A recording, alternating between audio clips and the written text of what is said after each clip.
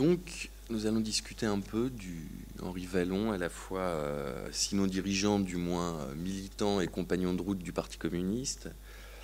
Et je conclurai mes propos avec quelques pistes sur le responsable syndical aussi, puisque, mais là qui seront davantage des pistes de réflexion. Voilà, donc Henri Vallon, militant. Alors pour revenir sur la petite présentation qui est faite dans le dépliant qui annonce la journée d'études d'aujourd'hui, effectivement Henri Vallon n'est pas resté une personnalité dans l'imaginaire collectif des Français. Pour autant, au sein du Parti communiste français, c'est, sinon Henri Vallon, du moins le plan Langevin Vallon, est demeuré jusqu'à quasiment aujourd'hui une référence depuis l'immédiate après-guerre mondiale. J'en veux pour preuve plusieurs choses. En 1967, le Parti communiste français édite un projet pour l'école qui est introduit par un communiqué du bureau politique qui dit alors « Les propositions pour une réforme démocratique de l'enseignement se présentent comme un développement du plan Langevin-Vallon en fonction des nécessités actuelles. » Dans les années 70, le Parti communiste français qui réfléchit aux questions scolaires a toujours comme document de référence le plan Langevin-Vallon. En 1997, une responsable du groupe de travail en charge des questions scolaires au sein du Parti communiste français publie un livre qui s'appelle « Une ambition pour l'école, le plan Langevin-Vallon ». Et je regardais, dans le cadre de cette journée d'études, de la préparation de cette journée d'études, s'il y avait une actualité du Parti communiste qui évoquait aujourd'hui le plan Langevin-Vallon, et je tombe sur le site internet. Donc, une petite phrase dans un article qui s'appelle « La revue du projet ». La phrase écrite par une collaboratrice du Parti communiste sur les questions éducatives qui, en 2015, écrit « Notre objectif est l'élaboration d'un plan d'urgence pour l'école, d'un plan Langevin-Vallon du XXIe siècle qui pourrait être présenté en 2017 pour les 50 ans du plan Langevin-Vallon et dans le cadre de la campagne des présidentielles. » On est également en Seine-Saint-Denis et je me suis amusé à regarder en tapant Henri Vallon Seine-Saint-Denis. Je ne suis pas allé beaucoup plus loin sur Google. Quels étaient les noms de lieux et de bâtiments qui avaient été donnés à Henri Vallon. Et là, pour le coup, on a beaucoup de choses. La Seine-Saint-Denis est un territoire qui met à l'honneur Henri Vallon. Donc c'était naturel de faire cette journée d'études aux archives départementales. Alors évidemment, quels sont ces bâtiments ? Écoles, établissements scolaires en général, ensemble sportif, piscine, logements étudiants, centres de protection maternelle et infantile, mais également des rues et des avenues. Tout ça pour dire que Henri Vallon s'est quand même inscrit à la fois dans la banlieue rouge, mais dans l'histoire du Parti communiste français, à travers le plan Henri Vallon, comme une personnalité reconnue et comme une personnalité qui a laissé une trace profonde dans l'histoire de ce parti. Et notamment quand il était au fait de sa puissance dans les années 60 ou 70. Alors, je n'ai pas eu un temps considérable pour préparer cette intervention et je vais un peu pratiquer comme on l'a fait avec Bernard quand on s'est rencontrés il y a un peu plus d'un an aux archives départementales. Je vais donner quelques pistes. Mon ambition, c'est absolument pas de faire un guide des sources exhaustif de toutes les traces d'Henri Vallon dans les archives du Parti communiste français, mais de donner d'avoir un regard un peu superficiel et de dégager des pistes archivistiques en deux temps. Dans un premier temps pour l'entre-deux-guerres et dans un second temps pour l'après-guerre. Et on a très peu de choses sur la période de la Seconde Guerre mondiale. Alors pour l'entre-deux-guerres, ça va être assez simple pour moi. Henri Vallon n'est pas membre du Parti communiste français. En revanche, il y a un travail récent, extrêmement important à mon avis, je ne sais pas si vous le connaissez, un travail d'Isabelle Guarnet, qui s'appelle « Philosoviétisme et rationalisme moderne, l'introduction du marxisme dans les sciences humaines en France ». Si je parle de ce travail, c'est parce que le guide des sources est assez impressionnant.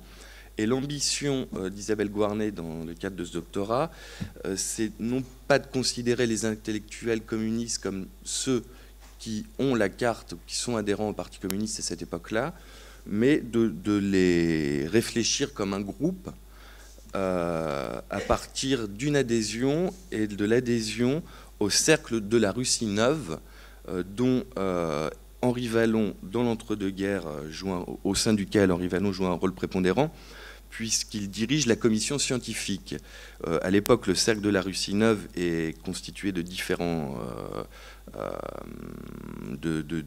commissions, l'une scientifique, une autre cinématographique, une théâtrale, une économique. Donc, quelle est l'ambition d'Isabelle Guarnet? C'est de montrer comment le marxisme pénètre les sciences humaines dans l'entre-deux-guerres à partir de la libération des années 1920, de la création du Parti communiste, jusqu'à la Seconde Guerre mondiale. Et donc c'est pour ça qu'elle utilise le terme de philo-soviétisme. Voilà. En ce qui concerne plus généralement les archives du Parti communiste français, il n'y a pas de fonds Henri Wallon, bien entendu, en tant que tel. Et les archives pour l'entre-deux-guerres ont globalement disparu avec la Seconde Guerre mondiale. On a néanmoins quelques fonds de personnalités qui auraient pu côtoyer Henri Wallon à cette époque-là. Je ne les ai pas exploités à fond, mais je pense en particulier à Solomon, à Marcel Cohen ou à Paul Vaillant-Couturier, puisque Henri Wallon était assez proche de l'association des écrivains et artistes révolutionnaires, si je ne m'abuse. Venons-en maintenant à l'après-guerre. Et je vais parler de 3 fonds. Alors, je ne sais pas si Fernande Seclériou vous dit quelque chose. C'était une militante communiste très très portée sur les questions de l'enseignement. Elle a été membre et rapporteuse de la commission Langevin-Wallon au moment de sa mise en place. Et elle a été très très proche à la fois de Wallon, mais également de Langevin. Alors, dans son fonds, il y a plusieurs cartons consacrés à alors moi je vais appeler ça la commission Langevin-Wallon, hein, pour faire plus simple, consacrés à la commission Langevin-Wallon, à son activité, aux travaux des commissions, enfin à toute cette activité régulière sur l'immédiate après-guerre. Mais elle a également constitué des documentations à la fois sur Paul Langevin et sur Henri Wallon, pardon. Donc là, je vous montre ça. Je ne rentrerai pas dans le détail et je ne commenterai pas les documents en tant que tels, mais c'est pour montrer un petit peu la diversité typologique des éléments qui touchent de près Henri Wallon, puisque là, pour le coup, il s'agit d'articles ou de conférences qu'il a données. Et voilà, donc l'ambition, c'est d'avoir quelques pistes et de donner de montrer la diversité des typologiques. Donc voilà ce qu'on peut trouver dans le fond de Fernande Seclériou. Alors il y a également 2 photographies qui sont assez intéressantes, que je n'ai pas réussi à situer. Peut-être que ce sera l'occasion aujourd'hui, si des gens ont des idées, de m'aider dans la tâche d'identification de ce moment. Et une seconde photographie, pareil, que je n'ai pas réussi à identifier en tant que telle. Alors, est-ce que ça vous parle? Donc ça, c'est le petit jeu concours de la journée, non? Alors, est-ce que c'est à l'occasion d'une réunion, d'un rendu de la commission? C'est tout à fait possible que ça soit lié à l'élaboration, au travail d'élaboration du plan, puisque c'est dans ce contexte-là que les 2 photographies ont été conservées. Bref, je vous montre quelques éléments qui ne montrent pas la totalité de ce que Fernande Seclériou a rassemblé. Elle, en tant que militante de la pédagogie, a beaucoup publié également, et elle a publié à de nombreuses reprises des textes sur Henri Wallon qui montrent comment la personnalité et les travaux d'Henri Wallon ont été importants pour sa carrière. Et donc on voit un article par exemple de 1979 qui revient sur le pédagogue Henri Wallon, d'autres articles à vocation un petit peu biographique que vous pouvez voir également sur le diaporama. Alors je passe sur Fernande Seclériou. Si la personne si le nom de cette personne ne vous parle pas, je vous invite bien entendu à venir aux archives départementales. Je fais une petite précision. Le fonds Fernande Seclériou appartient au fonds du Parti communiste français en dépôt aux archives départementales de la Seine-Saint-Denis, qui est composé à la fois des archives de l'organisation et de ses structures, mais également d'archives d'un certain nombre de militants ou de dirigeants qui ont donné leur papier au Parti communiste français, ce pourquoi ces archives sont aujourd'hui aux archives départementales de la Seine-Saint-Denis.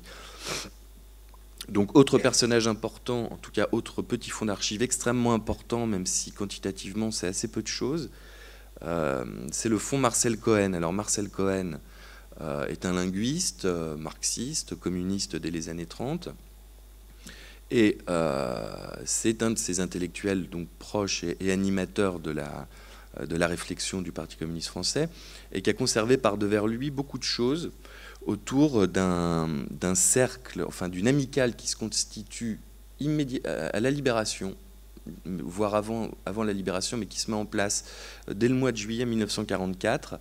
Et c'est donc l'amicale de l'enseignement, enfin, l'amicale des communistes de l'enseignement supérieur, en fait. Donc, on a plusieurs éléments intéressants, donc des documents dactylographiés avec ce type d'appel, ce type d'appel aux intellectuels à se joindre à ce travail collectif qui est en train de se mettre en place. Mais ce qui est intéressant, c'est que dans cette toute petite commission de quelques membres, on retrouve, et là je ne vais pas dans le bon sens, on retrouve des gens qui vont être importants puisqu'ils vont être membres de la fameuse commission. Et on a cette série de petites, donc de la main de Marcel Cohen, de petits comptes rendus de réunion où on voit qu'Henri Vallon est extrêmement régulier, mais on a surtout ces quelques noms des présents. Chaplon, qui est un mathématicien, qui a notamment été un des enseignants de Laurent Schwartz, donc Marcel Cohen, Joliot, Langevin, Vallon, Le Roland. Et là, on a un certain nombre de hauts fonctionnaires ou de grands universitaires qui, dans le cadre du Parti communiste français, construisent une première ébauche de réflexion sur la réforme de l'enseignement en général, depuis l'enseignement supérieur, avec une attention très très portée sur Polytechnique, par exemple, sur la formation des maîtres, jusqu'à l'enseignement jusqu'à l'enseignement primaire. Et on a une époque un petit peu antérieure à l'officialisation de la commission Langevin-Vallon, mais je pense pour les spécialistes, soit de l'histoire de l'enseignement ou ceux qui s'intéressent à Henri Vallon, il y a un petit dossier, je pense, extrêmement riche qui permet de voir comment il est d'abord sollicité par les communistes avant d'être sollicité comme personnalité susceptible de mener à bien une réflexion sur la réforme de l'enseignement. Voilà quelques autres documents, donc des textes d'Henri Vallon sur la formation des maîtres, des critiques, enfin un rapport sur un projet d'Henri Vallon. Donc voilà une documentation intéressante. Tout ça, c'est quelques documents que j'ai pris, qui ne sont pas forcément très commentés, mais il y a beaucoup d'autres choses qui entourent et beaucoup d'autres choses concernant toujours Henri Vallon. Bon voilà, et puis la fameuse plaquette, la réforme de l'enseignement. Il y en a deux, il y a celle de 46 avant le décès de Langevin, puis celle de 47 où Henri Vallon assure la présidence de la commission. Et ce texte important, le bulletin officiel du ministère de l'Éducation nationale, qui donne un peu le cadre de réflexion, en tout cas qui est une forme de feuille de route pour la commission qui est nommée à cette époque-là. Alors, extrêmement étonnamment, je dirais, je trie en ce moment le fonds Henri Barbus, puisque c'est le 100e anniversaire de la nomination du feu au prix Goncourt. Henri Barbus a été accompagné entre 1920 et 1935, année de sa mort, par une secrétaire qui s'appelait Annette Vidal, qui a été extrêmement attentive aux archives Henri Barbus, qui même a dévoué sa vie à ce grand homme qu'elle a côtoyé, qui était Henri Barbus, et qui, à la suite, après la mort d'Henri Barbus, a eu une carrière dans les mouvements antifascistes dans l'entre-deux-guerres dans un premier temps, a été résistante, puis a travaillé dans un certain nombre de revues du Parti communiste ou proche du Parti communiste en direction des intellectuels, et notamment au sein de cette revue Les Étoiles. Et Les Étoiles, j'ai très très peu de renseignements sur cette revue. On la connaît bien parce qu'un travail a été fait sur la revue pendant la Seconde Guerre mondiale, qui était un petit peu le pendant des Lettres françaises, mais plutôt en zone sud. Pour l'immédiate après-guerre, j'ai assez peu d'éléments. Néanmoins, c'est une revue qui a vocation à accueillir des gens qui ne sont pas forcément communistes. Il y a des correspondances avec Robert Debré, par exemple, qui n'est pas connu pour être un militant du parti.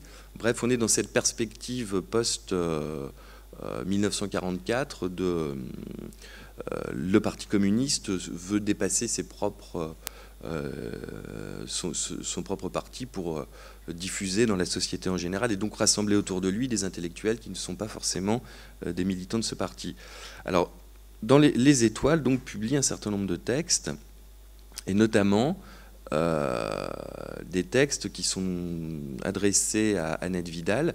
Alors, j'ai quelques difficultés à les analyser, parce qu'Annette Vidal a par ailleurs a travaillé dans la revue du groupe français d'éducation nouvelle qui s'appelle pour une ère nouvelle.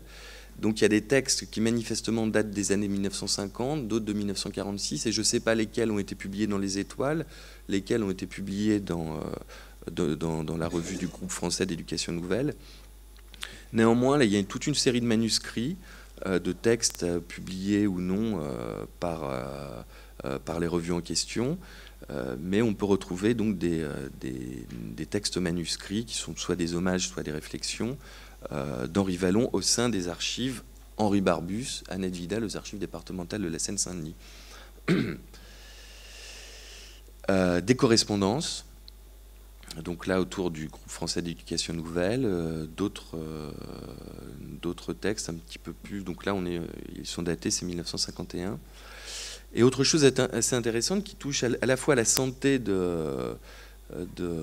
d'Henri Vallon et qui montre aussi quelle place il pouvait occuper au sein du Parti communiste français. On a une petite lettre-réponse de Jacques Duclos à Annette Vidal qui évoque la santé d'Henri Vallon. Donc là, on est en 1953, si je ne me trompe pas. 1953. Et on a une lettre beaucoup plus intimiste après la mort de la compagne d'Henri Vallon, donc adressée à Annette Vidal, assez émouvante, où là, on voit la difficulté avec laquelle il a surmonté le décès de son épouse. Et donc il y a quelque chose un petit peu plus de l'ordre de l'intime. C'est une des rares choses un peu intimes que j'ai trouvées dans les archives Henri Barbus et Annette Vidal au sujet d'Henri Vallon. Mais néanmoins, cette petite lettre, ces petites correspondances ont le mérite d'exister. Autre lettre en 1958 qui montre qu'il y a quand même une forme d'intimité entre cette militante communiste Annette Vidal et Henri Vallon. Voilà ce que je pouvais vous présenter. C'est pas très organisé. J'avais un temps assez réduit pour préparer cette intervention. Mais néanmoins, bonne surprise. Il y a des choses quand même extrêmement originales aux archives départementales de la Seine-Saint-Denis sur Henri Vallon. Et j'en viens maintenant à ce que je disais en introduction. Mais c'est pareil, j'ai pas beaucoup poussé mes recherches. Henri Vallon a été président de la Fédération internationale des syndicats de l'enseignement. Et la Fédération internationale des syndicats de l'enseignement est également déposée, donc était à l'époque adhérente à la Fédération syndicale mondiale, la FSM, est également déposée aux archives départementales. Néanmoins, ce fonds n'est pas encore trié et j'ai l'impression, après avoir jeté un premier coup d'œil, qu'il s'agit essentiellement d'archives plutôt contemporaines, années 70 jusqu'aux années 80, moins de choses avant, donc potentiellement assez peu de choses sur Henri Vallon. Je voulais également parler d'un deuxième fonds, c'est le fonds de l'UNSEN, donc toujours un syndicat d'enseignement affilié à la CGT, et notamment d'un dossier constitué par Paul Delanoux, qui a été le successeur d'Henri Vallon à la direction de la Fédération internationale des syndicats de l'enseignement. Et dans ces quelques dossiers de Paul Delanoux, il y a notamment un essai biographique de la fin des années 1970. Je ne sais pas s'il a été publié, mais il y a des choses sur les obsèques d'Henri Vallon. Enfin, il y a aussi une grande documentation qui permet un autre type d'entrée que l'entrée proposée précédemment, qui touchait plus à l'homme, à l'humain. Mais néanmoins, il y a de la matière à quelques kilomètres des archives nationales pour explorer une autre facette d'Henri Vallon, en l'occurrence, sinon le militant, sinon le dirigeant, du moins le militant et le compagnon de route, à la fois non seulement communiste, mais en plus membre de structures syndicales nationales et internationales.